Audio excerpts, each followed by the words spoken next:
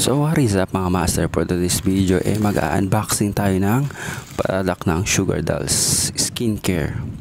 So ito nga pala yung pang ginagamit ko pang hiwa mga master, kasi yung gamit ko nakaraan na hiwa talaga, tsaka ano siya, maganda kasi napipigilan. So ito na nga mga master, bubuksan ko na nga siya at ito yung laman niya. So kung mapapansin nyo mga master, talagang silyado talaga ang pagkakarap, ang bubble wrap ng Sugar Dolls, kasi talagang hindi siya yung madudurog.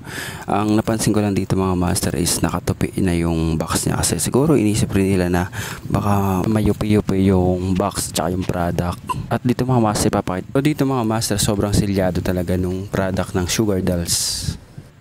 Ito yung una niyang laman. Then yung pangalawa. Pangatlo, at yung last, pang-apat. So mga master, mamaya ipapakita ko sa inyo yung pagkakasunod-sunod nung itong product na to, paano siya gamitin. So ito yung box niya mga master. So ito nga pala mga waterfall cleanser, yun nga pala yung panghilamos nyo. Tapos ito naman yung serum mga master. Tapos ito na yung sunod, yung skin refresh toner. Then yung refiner cream.